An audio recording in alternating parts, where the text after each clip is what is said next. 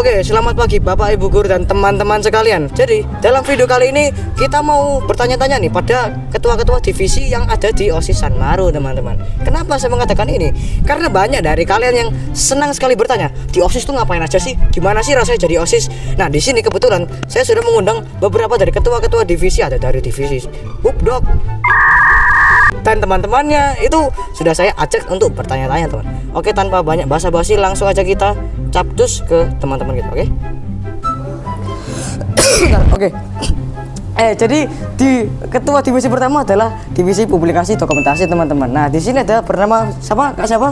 Elin. Nah, ada Kak Elin dengan divisi publikasi dokumentasinya. Oke, kalau gitu langsung aja kita bertanya pada beliau. Jadi kira-kira gimana nih rasanya jadi OSIS, apalagi ketua divisi nih, Kak? Oke, yang pertama jadi OSIS ya guys. Jadi OSIS itu seru banget dan juga kalian bakalan dapat semua pengalamannya yang bahkan teman-teman yang lain itu belum dapat. Terus kalau jadi ketua divisi nih, ya perasaannya juga senang, tapi kalian harus bisa memanage anggota-anggotanya juga sih. Oke, jadi Kak Elin ini ternyata senang sebagai divisi publikasi dokumentasi itu. Oke, kalau gitu kira-kira apa aja nih tugas-tugasnya sebagai divisi publikasi dokumentasi? Apalagi tahun sebelumnya kan nggak ada kan sebenarnya divisi ini. Oke, jadi kalau tugas-tugas di Pupdok atau publikasi dan dokumentasi ini itu sesuai judulnya ya teman-teman, dokumentasi dan juga mempublikasikan. Jadi kalau misalnya ada event-event atau kegiatan di aula, di piazza, di lapangan, di mana gitu, jadi kita itu yang bagian dokumentasi, edit dan juga upload di sosial medianya OSIS. Jadi apapun yang muncul di media sosial itu, terutama IG, ya itu biasanya kerjanya divisinya beliau ini, guys ya. Oke, terakhir kira-kira apa harapan atau tips dari Anda untuk divisi publikasi dokumentasi ke depannya nih? Oke, mungkin harapannya semoga teman-teman publikasi dan dokumentasi makin semangat ngedit untuk konten-konten untuk memeriahkan media sosialnya OSIS. Terima kasih, Kak. Oke, kita transisi teman-teman. Oke, jadi selanjutnya ada ketua divisi yaitu Keranian, coy. Jadi di sini kita punya sang namanya siapa? Christine ya. Boleh maju mungkin kameramen? Ya. Nah, jadi Kak Christine, gimana nih rasanya jadi OSIS kira-kira menurutmu? Jadi perasaan saya tuh senang karena dapat menggunakan waktu luang saya dengan kegiatan event-event yang diadakan OSIS, lebih jadi berguna waktu luang saya gitu. Oke, jadi nggak pengangguran lagi teman-teman. Nah, terus kira-kira nih apa aja sih tugasmu di divisi Keranian itu? Jadi tugas saya yaitu membuat program kerja tentunya, terus menyusun-nyusun ibadat-ibadat yang akan dilakukan oleh sekolah maupun di luar sekolah, dan juga membuat program kerja yang bisa membantu siswa untuk mengembangkan mereka gitu. Nah, ini teman-teman, buat teman-teman yang kira-kira mungkin ingin join Keranian nanti di OSIS, silakan ya untuk tanya-tanya ke Kak Christine ini. Nah, kira-kira dari Kak Christine ini apa sih harapanmu atau tips dari kamu untuk divisi Keranian di kedepannya gimana? Untuk divisi Keranian di generasi kedepannya atau tahun depannya, semoga kalian program kerjanya lebih menarik lagi dan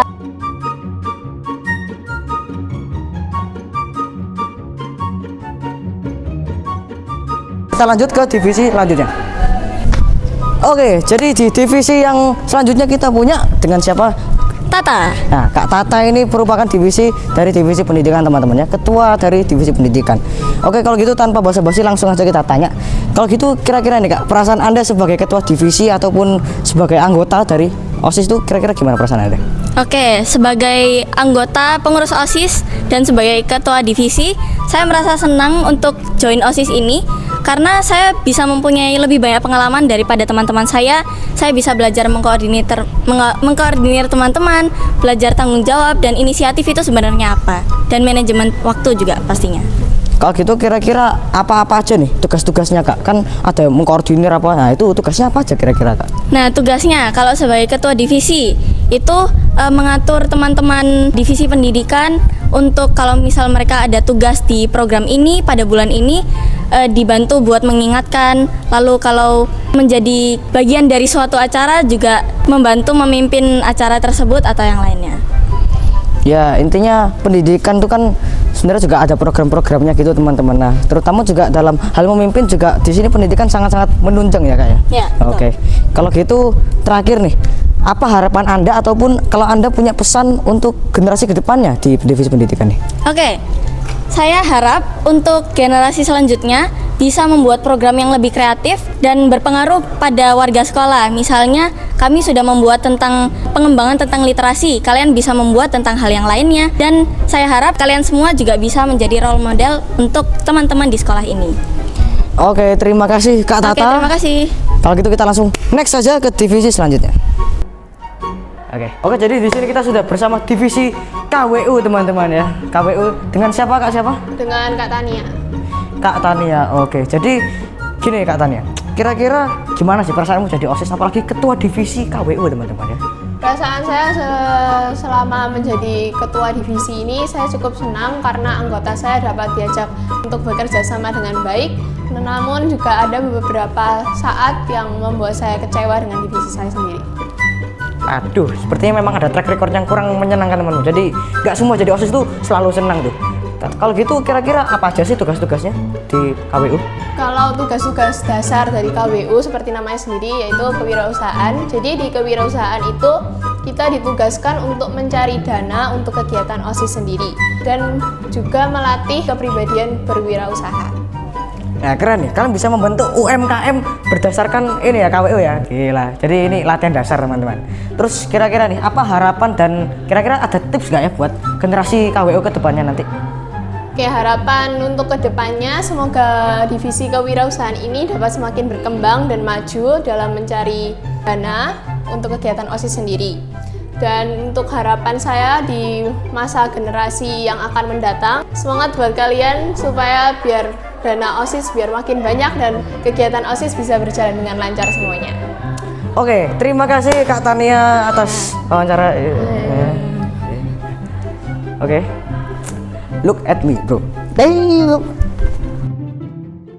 Jadi teman-teman di sini kita punya ketua divisi olahraga yaitu Sean.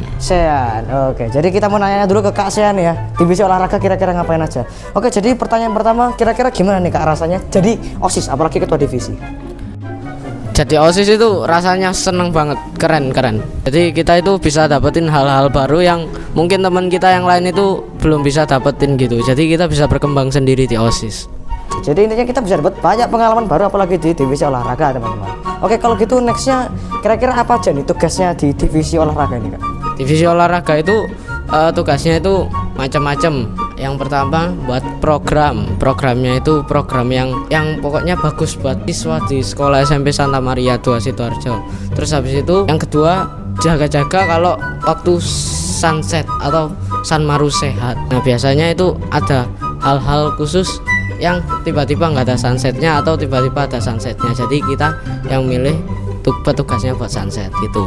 Oke, jadi kalau kalian tahu yang namanya sunset sama sehat itu ya ini divisi olahraga yang bantu-bantu teknisnya teman-teman. Oke, kalau gitu yang terakhir nih Kak, kira-kira apa harapan dan juga kira-kira mungkin kalau Anda punya tips untuk generasi mendatang di divisi olahraga? Oke, pesan-pesan dan tips buat teman-teman divisi olahraga calon OSIS selanjutnya adalah pintar-pintar memanage waktu, karena waktu itu jangan disepelekan sama kalian, soalnya patokannya cuma waktu. Oke, sekian dulu gitu ya. Oke, terima kasih Kak. Jadi ini Kak Sean dari divisi olahraga. Oke, terima kasih. Terima kasih. Oke, jadi yang terakhir ada divisi sosial yaitu saya sendiri teman-teman. Oke, jadi yang pertama gimana sih rasanya menjadi OSIS? Kalau bagi saya sendiri ya, jadi OSIS itu sangat-sangat seru teman-teman. Karena ilmu yang di sini kalian dapatkan itu tidak seperti biasanya teman-teman ya. Misal menjadi ketua divisi atau memimpin event ataupun ilmu berorganisasi, kayak ada etika-etikanya juga teman-teman. Jadi nggak selalu kamu bisa dapat ilmu-ilmu seperti ini, dan bagi saya itu benar-benar penting dan sudah pasti kepake sampai tua teman-teman. Kalau gitu, yang kedua ada apa aja sih tugas-tugasnya? Kalau di divisi sosial sendiri, kami sendiri punya beberapa program kerja ya. Juga kami di sini beberapa kali mengkoordinir seperti poster-poster dari perayaan ibadah ataupun yang lain-lainnya juga teman-teman. Ya, tugas-tugasnya juga kadang-kadang membantu teman-teman yang lainnya atau membantu divisi lainnya untuk membantu program kerjanya ya, seperti itulah teman-teman. Lalu yang terakhir, apa sih harapan saya dan kalau saya punya pesan? Nah, jadi harapan saya ini tak bisikin sih. semoga untuk kedepannya kalian bisa lebih konsisten dalam menjalankan program kerja dan bisa lebih aktif dalam divisi kalian. Oke, terima kasih. Oke, sekian dulu di video kali ini. Semoga ilmunya bermanfaat dan bagi teman-teman yang mungkin mau join OSIS, mungkin sudah mendapat ide lebih baik lagi dan ingin segera join ke OSIS. Nanti kalau sudah ada pendaftarnya, segera daftar ya teman-teman. Oke, kalau gitu sekian dulu video kali ini. Stay tune. Terima kasih.